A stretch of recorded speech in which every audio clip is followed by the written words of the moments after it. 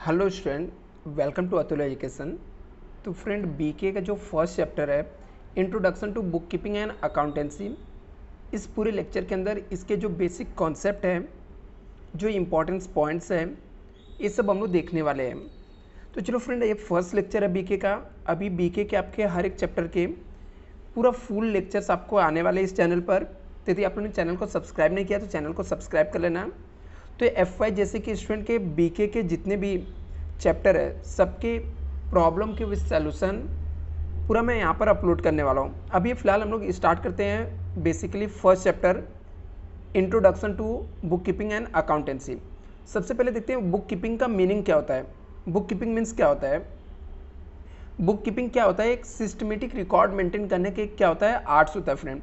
जिससे हमारे पास कोई ट्रांजेक्शन है, मान लेते हैं हमारे पास ये ट्रांजेक्शन दिया हुआ, ठीक है। ये ट्रांजेक्शन को हम लोग जो बुक्स ऑफ अकाउंट्स में रिकॉर्ड करते हैं, जो बुक्स ऑफ अकाउंट्स में हम लोग सिस्टमेटिक वे से रिकॉर्ड करते हैं, इसको ही हम लोग क्या बोलते हैं? बुक कीपिंग बोलते हैं। यदि हम लोग बुक के डेफिनेशन की बात करें तो book keeping is an arts of systematic record classification, means classify करना, and summarising the financial transaction of the business for a particular period of generally 1 years. क्या बोल रहा है? बुक कीपिंग क्या है? एक आर्ट्स है। Book keeping is an arts, एक सिंपल सा आर्ट्स है जिसके अंदर क्या होता है? सिस्टमेटिकली रिकॉर्डिंग होता है, क्लासिफिकेशन होता है, मतलब चीज़ों को हम लोग सेक्रीफाई अलग अलग क्लासीफाइड करते हैं, एंड समराइज करते हैं, डेटा को समराइज करते हैं। ज़्यादा डेटा रहता है तो उसमें से जो इंपॉर्टेंट डेटा रहता है उसको रिकॉर्ड करके समराइज करना। कौन सा डेटा को? फाइनेंशियल ट्रांजेक्शन को हम लोग रिकॉर्ड करते हैं। एक कितने समय के लिए रहता है? पर्टिकुलर जो पीरियड जनरली रहता है वो कितने ईयर्स का रहता है? 1 ईयर्स का होता है। तो ये आपको मीनिंग दिया बुक कीपिंग का। यदि डेफिनेशन की बात करें तो डेफिनेशन में भी ऐसा ही कुछ लिखा है, book keeping is an arts. Book keeping क्या है? एक आर्ट्स है। Recording the business transaction in the systematic manner. हम लोग सिस्टमेटिक मैनर से कैसे बिजनेस के ट्रांजेक्शन को हम लोग रिकॉर्ड कर सकते हैं, इसको हम लोग क्या बोलते हैं? बुक कीपिंग बोलते हैं। नेक्स्ट हम लोग देखते हैं इंपॉर्टेंस ऑफ बुक कीपिंग क्या होता है। तो इंपॉर्टेंस ऑफ बुक कीपिंग के अंदर आता है सबसे first, provide the ideas on profit earn by the businesses. यदि हम लोग बुक कीपिंग में रिकॉर्ड मेंटेन कर सकते हैं तो इससे हम लोग को पता चलता है कि हम लोग कितना प्रॉफिट अर्न करते हैं बिजनेस से। दूसरा, keeping on all record safely. जितनी भी रिकॉर्ड्स रहता है सबको सेफली हम लोग मेंटेन करके रख सकते हैं, क्योंकि हम लोग ने चीज़ों को क्या किया? रिकॉर्ड करके रखा है। यदि चीज़ों को हम लोग सिस्टमेटिक रिकॉर्ड करके रखेंगे तो इससे जो भी रिकॉर्ड रहेगा वो क्या रहेगा? सेफली हमारे पास पड़ा हुआ रहेगा। Help to evaluate growth of the business. Business को इवेलुएट करने के लिए, बिजनेस के ग्रोथ में भी हम लोग को क्या करता है? हेल्प करता है। Help to invest money in qualitative. बोलता है यदि हमारे पास बुक कीपिंग रहेगा, सिस्टमेटिक रिकॉर्ड रहेगा, तो इससे क्या होगा बेनिफिट? हमारा जो इन्वेस्टमेंट रहेगा क्वालिटेटिवली, मीन्स क्या? सही तरीके से अच्छे जगह पे हम लोग इन्वेस्टमेंट करेंगे जहाँ से हम लोग को अच्छा खासा रिटर्न मिल सकता है। Keep the accounts of the financial condition of the company. जो डेटा रहता है उसको हम लोग फाइनेंशियल कंडीशन में हम लोग रिकॉर्ड को मेंटेन करके रखते हैं। Help to take any important decision.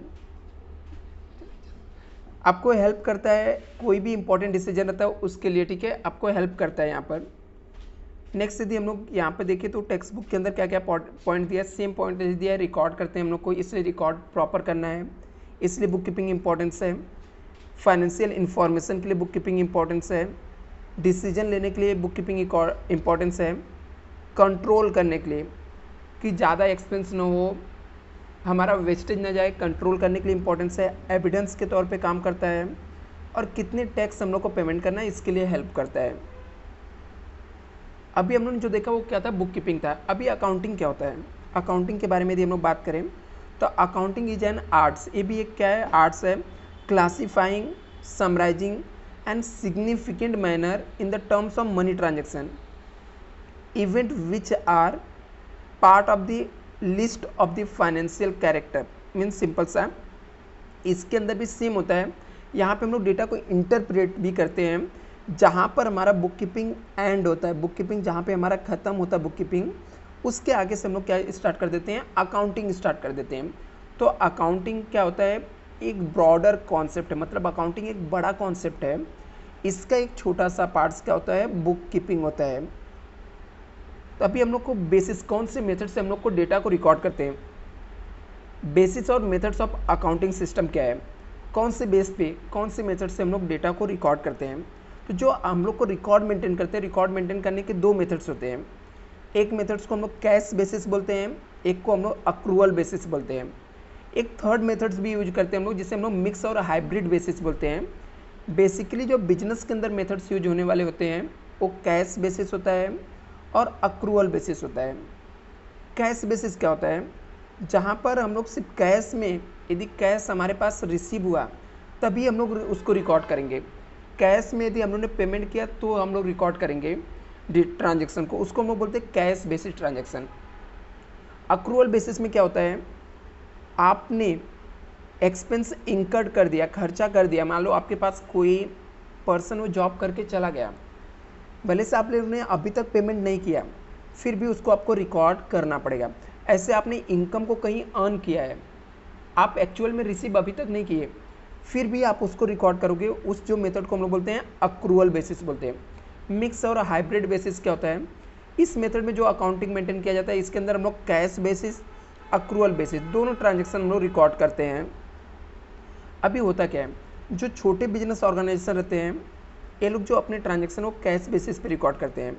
जो बड़े ऑर्गेनाइजेशन होते हैं, बिग ऑर्गेनाइजेशन होती है, जो लार्ज स्केल की ऑर्गेनाइजेशन होती है, जिनको कैश के सिर्फ ट्रांजेक्शन नहीं होते, उनके क्या होते हैं, क्रेडिट ट्रांजेक्शन भी होते हैं, तो कैश में रिकॉर्ड करना पॉसिबल नहीं है। तो ऐसी जो कंपनियां हैं वो अक्रूवल बेसिस पे क्या करती हैं, रिकॉर्ड मेंटेन करती हैं। यदि हम लोग कैश बेसिस की बात करें हम लोग को, तो देखो यहाँ पे डेफिनेशन में क्या लिखा है, and the accounting methods where the payment receipt are recorded during the period in which they are receipt. बोलता है कैश बेसिस के अंदर हम लोग पेमेंट और रिसिप्ट तभी रिकॉर्ड करते हैं व्हेन, जब हम लोग इसको रिसीव करते हैं और जब हम लोग एक्सपेंस को पेड करते हैं।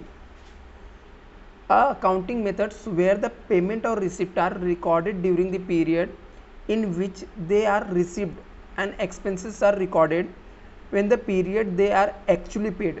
इनकम को हम लोग तब रिकॉर्ड करते हैं जब हम लोग एक्चुअल में रिसीव करेंगे, और एक्सपेंस को तब रिकॉर्ड करेंगे जब हम लोग एक्चुअल में पेमेंट करेंगे। कौन से बेसिस के अंदर, कैश बेसिस के अंदर। For example any income receive किया, जब हम लोग को मिलेगा तो ही हम लोग बुक्स ऑफ अकाउंट्स में रिकॉर्ड करते हैं, कैश बेसिस में जो लोग बुक्स ऑफ अकाउंट्स को मेंटेन करते हैं। एनी एक्सपेंस को जब हम लोग पेमेंट करेंगे तो ही रिकॉर्ड करेंगे। अभी अक्रूवल बेसिस में क्या होता है, इसके अपोजिट, जहाँ पे कैश के बारे में हम लोग नहीं सोचते हैं, जस्ट ट्रांजेक्शन हो गया, एक्सपेंस हो गया तो हम लोग रिकॉर्ड कर देंगे, इनकम अर्न कर लिया तो हम लोग रिकॉर्ड कर देंगे। बोलता है financial accounting methods in which revenue and expense are recorded when the transaction occur rather than when the money is exchange. बोलता है हम लोग तब तक वेट नहीं करते जब तक मनी एक्सचेंज होता है, बल्कि हम लोग को जैसे ही ट्रांजेक्शन अकर मीन्स ट्रांजेक्शन हो जाना है, जैसे ही हम लोग का ट्रांजेक्शन हो जाएगा हम लोग इसके अंदर रिकॉर्ड कर लेते हैं। जैसे example, any income earn whether receive or not, कोई आपने इनकम अर्न किया, आप उसको रिसीव करो या ना करो, अभी तक आपने रिसीव किया नहीं रिसीव किया, आपको अक्रूवल बेसिस में हम लोग क्या करते हैं, उसको रिकॉर्ड मेंटेन कर देते हैं। ऐसे क्या होता है, यदि एक्सपेंस की बात करें तो any expenses incurred whether paid or not, आपने पेमेंट किया नहीं किया कोई मैटर नहीं करता है, आपने एक्सपेंस हो गया तो आपको बुक्स अकाउंट्स में आपको क्या करना है, मेंटेन कर लेना है, रिकॉर्ड कर लेना है। एक जो थर्ड है उसे हम लोग बोलते हैं मिक्स और हाइब्रिड। मिक्स और हाइब्रिड बेसिस क्या होता है, दोनों का कॉम्बिनेशन होता है। जो बुक्स ऑफ अकाउंट्स हम लोगों ने कैश बेसिस में देखा और अक्रूवल बेसिस, दोनों जब मिला के हम लोग रिकॉर्ड करते हैं तो उसे हम लोग मिक्स और हाइब्रिड बेसिस बोलते हैं। बोलता है it is the combination of cash basis and accrual basis. ये क्या है, कॉम्बिनेशन है किसका, कैश बेसिस और अक्रूवल बेसिस का, दोनों का कॉम्बिनेशन है। Under mix basis accounting both cash basis और अक्रूवल बेसिस आर फॉलो। इसके अंदर कैश बेसिस और अक्रूवल बेसिस दोनों फॉलो होते हैं। अभी भी आपको कैश बेसिस और अक्रूवल बेसिस का कॉन्सेप्ट क्लियर नहीं हुआ तो इसका हम लोग डिस्टिंग्विश देखते हैं, जिससे आपको एकदम क्लियर हो जाएगा कि कैश बेसिस और अक्रूवल बेसिस में क्या डिफरेंसेस है। तो हम लोग डिस्टिंग्विश में देखेंगे कैश बेसिस क्या है और अक्रूवल बेसिस क्या होता है अकाउंटिंग ट्रांजैक्शन के। अभी यहाँ पे देखते हैं कैश बेसिस में क्या होता है, revenue is the recorded when the cash is receive. बोलता है जब हम लोग कैश रिसीव करते हैं तो हम लोग यहाँ पे रिवेन्यू को रिकॉर्ड करते हैं। अक्रूवल बेसिस में क्या होता है, revenue is recorded when it is the earn, आपने अर्न कर लिया, आपने अभी तक कैश भले से नहीं रिसीव किया बट आपने अर्न कर लिया, तो आपको बुक्स ऑफ अकाउंट्स में रिकॉर्ड कर देना, किसमें, अक्रूवल बेसिस में। लेकिन कैश बेसिस में क्या, जब तक आप रिसीव नहीं करोगे तब तक आपको रिकॉर्ड नहीं करना है।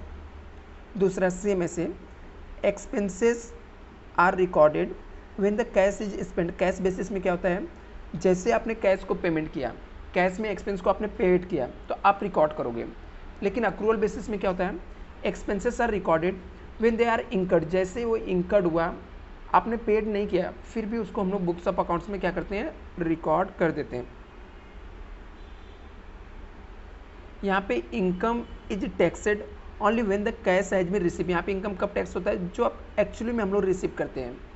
यहाँ पे क्या होता है, income is the tax even if the cash not be received, accrual basis में हम लोग रिसीव नहीं किए रहेंगे इनकम तो भी हम लोग को क्या करना पड़ता है, टैक्स पेमेंट करना पड़ता है। कैश बेसिस क्या होता है, it does not follow international accounting standard, मतलब जो कैश बेसिस होता है वो इंटरनेशनल अकाउंटिंग स्टैंडर्ड को फॉलो नहीं करता है। लेकिन जो अक्रूवल बेसिस होता है इंटरनेशनल अकाउंटिंग स्टैंडर्ड को फॉलो करता है। अभी कितना यूज होता है यहाँ पे देखते हैं। जो कैश बेसिस होता है रेयरली, बहुत कम बिजनेस ऑर्गेनाइजेशन यूज करते हैं, जो बहुत छोटे होते हैं, जिनके ट्रांजेक्शन बहुत कम होता है, वो लोग इसको यूज करते हैं। बट जो सबसे ज़्यादा यूज होने वाला है वो कौन सा है, हम लोग का अक्रूवल बेसिस ट्रांजेक्शन यूज होता है। अभी ये ट्रांजेक्शन होता क्या है, आखिर ट्रांजेक्शन क्या होता है, ट्रांजेक्शन मीन्स क्या होता है, तो मैं आपको बता दूं ट्रांजेक्शन का मतलब हम लोग एग्जाम्पल के थ्रू समझते हैं। यदि for example purchase goods for ₹10,000, हमने गुड्स खरीदा 10,000 का, इसका मतलब होता है कि परचेस गुड्स जो है ना, परचेस गुड्स ये हमारा क्या हो गया, ट्रांजेक्शन हो गया, परचेस गुड्स फॉर ₹10,000, इससे हम लोग क्या बोलते हैं, ट्रांजेक्शन बोलते हैं।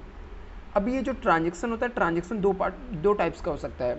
जो आपका ट्रांजेक्शन हो दो टाइप्स का हो सकते हैं, एक होता है आपका मॉनेटरी ट्रांजेक्शन हो सकता है या नॉन मॉनेटरी ट्रांजेक्शन। अभी मॉनेटरी ट्रांजेक्शन मीन्स क्या होता है, जहाँ पे मनी इन्वॉल्व होता है, जिस ट्रांजेक्शन के अंदर मनी इन्वॉल्व होता है उसे हम लोग मॉनेटरी ट्रांजेक्शन बोलते हैं। नॉन मॉनेटरी ट्रांजेक्शन जो होता है जिसके अंदर मनी इन्वॉल्व नहीं होता है, जहाँ पे हम लोग मनी के बारे में बात नहीं करते हैं।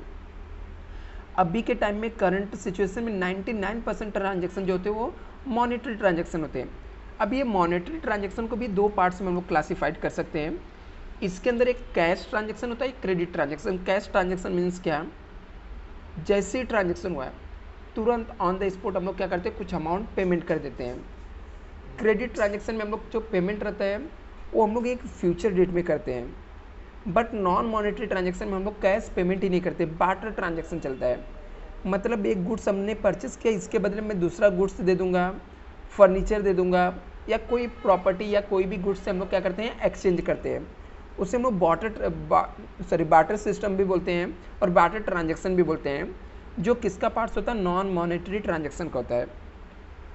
अभी देखते हैं इसके बारे में क्या लिखा हुआ है मॉनेटरी ट्रांजेक्शन के बारे में। The transaction which involve an exchange of money और मनी वर्थ डायरेक्टली और indirectly is called the monetary transaction. मतलब वो ट्रांजेक्शन जिसके अंदर मनी इन्वॉल्व होता है, जिसके अंदर पैसा इन्वॉल्व होता है एक्सचेंज में, चाहे वो डायरेक्टली इन्वॉल्व हो या फिर इनडायरेक्टली इन्वॉल्व हो, ऐसे ट्रांजेक्शन को हम लोग क्या बोलते हैं, मॉनेटरी ट्रांजेक्शन बोलते हैं। दूसरा कैश ट्रांजेक्शन होता है। कैश ट्रांजेक्शन क्या होता है, मॉनेटरी ट्रांजेक्शन का ही पार्ट्स होता है कैश ट्रांजेक्शन।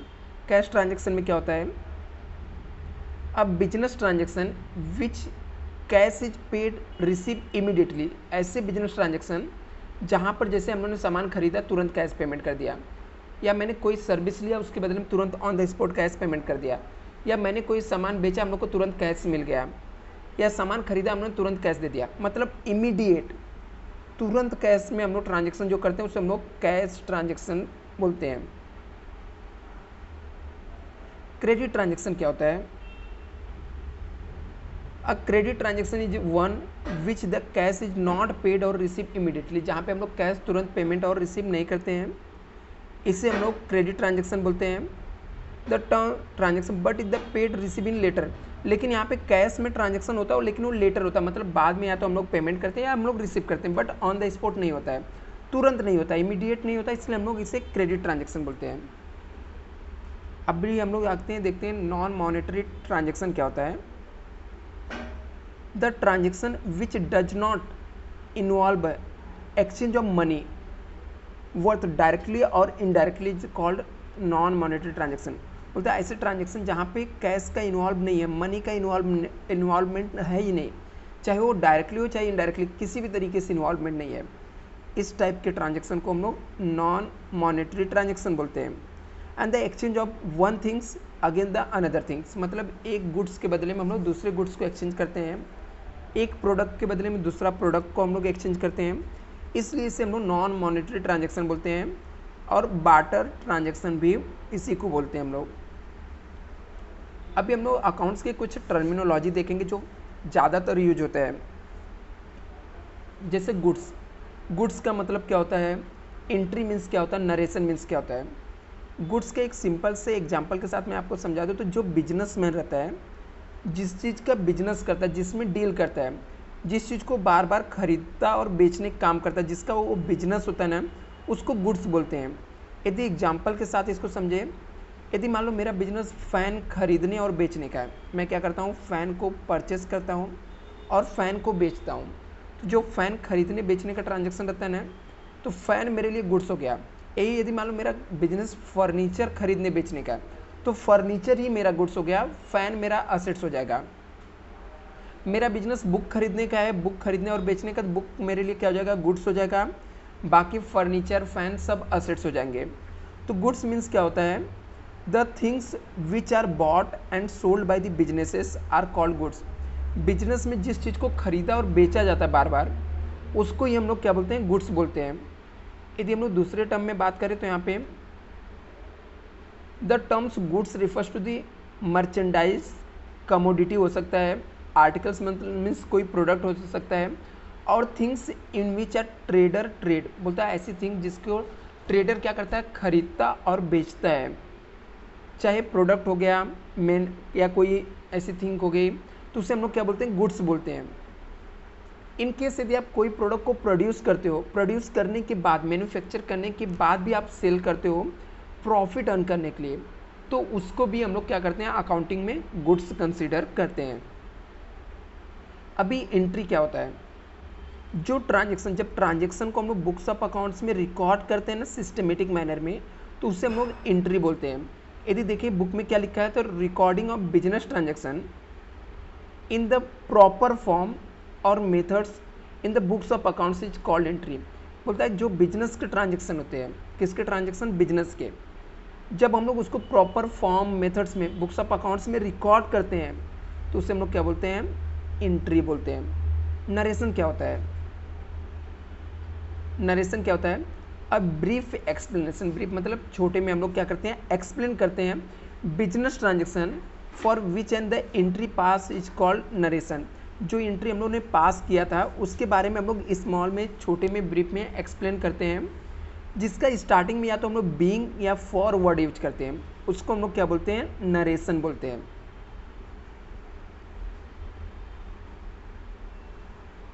अभी हम लोग नेक्स्ट देखेंगे यहाँ पे कैपिटल और ड्राइंग क्या होता है। कैपिटल और ड्राइंग क्या होता है, सिंपल सा कैपिटल का मतलब पहले मैं आपको एक्सप्लेन कर देता हूँ। बिजनेसमैन बिजनेस में कुछ भी लाकर इन्वेस्टमेंट करेगा, उसे हम लोग क्या बोलते हैं, कैपिटल बोलते हैं। जैसे मान लो मिस्टर ये बिजनेसमैन है, इसने बिजनेस स्टार्ट किया तो कैश भी लेकर आया, गुड्स भी लेकर आया, फर्नीचर लेकर आया, फैन लेकर आया। तो बिजनेसमैन बिजनेस में जो कुछ भी लेकर लाकर इन्वेस्टमेंट करता है उसे हम लोग क्या बोलते हैं, कैपिटल बोलते हैं, उसे हम लोग क्या बोलते हैं, कैपिटल बोलते हैं। लेकिन यदि मान लो मिस्टर ए ने टोटल 25,000 रुपये इन्वेस्टमेंट किया, जिसके अंदर 10,000 का गुड्स था, 10,000 का कैश था, 5,000 का कोई और असेट्स फर्नीचर लाया, लेकिन इसने क्या किया था, इसने से 25,000 में से 3,000 रुपये उसने किसी से लोन लेकर आया, तो 25,000 पूरा कैपिटल नहीं होगा, इसमें से 3,000 हम लोग को क्या करना पड़ेगा, माइनस करना पड़ेगा। जो एक्चुअल में बिजनेसमैन का, मिस्टर ए का जो एक्चुअल में पैसा रहेगा उसी को हम लोग कैपिटल बोल सकते हैं। कैपिटल मीन्स सिंपल से होता है बिजनेसमैन जो कुछ भी बिजनेस में इन्वेस्टमेंट करेगा उसे हम लोग कैपिटल बोलते हैं। लेकिन वो कैपिटल में उसका खुद का अमाउंट रहना चाहिए, न कि लोन का रहना चाहिए। लोन का वैल्यू जितना रहेगा वो लोन की वैल्यू को आपको माइनस करना पड़ेगा। चलो देखते हैं इसके बारे में, कैपिटल के बारे में लिखा क्या है। Capital means any things bought by the owner into the business in cash or kind. बोलता है बिजनेसमैन क्या, कैपिटल मीन्स क्या होता है, एनीथिंग मतलब कोई भी चीज़, बॉट मीन्स लाना, by the owner, owner business में कुछ भी ला रहा है, चाहे वो कैश में रहे चाहे काइंड, काइंड मतलब चाहे वो कोई प्रॉपर्टी रहे, एसेट्स रहे, या कैश के वैल्यू का कोई भी सामान रहे। कैश और काइंड में कोई भी चीज़ यदि बिजनेसमैन मीन्स ओनर बिजनेस में ला रहा है उसे हम लोग कैपिटल बोलते हैं। कैपिटल का एक सिंपल सा एक्विजिशन होता है। कैपिटल मीन्स होता है असेट्स माइनस लायबिलिटीज़। असेट्स में से हम लोग लायबिलिटीज़ को माइनस कर देते हैं, उसे हम लोग क्या बोलते हैं, कैपिटल बोलते हैं। यदि इसके बारे में और डिटेल में देखते हैं तो यहाँ पर लिखा था total amount invested into the business by the owner is called capital. बोलता जो टोटल अमाउंट इन्वेस्ट करता है कौन, बिजनेसमैन, कहाँ पे, कैपिटल में, उससे हम लोग क्या, ओनर जो बिजनेस में इन्वेस्टमेंट करता है टोटल अमाउंट, उसे हम लोग कैपिटल बोलते हैं।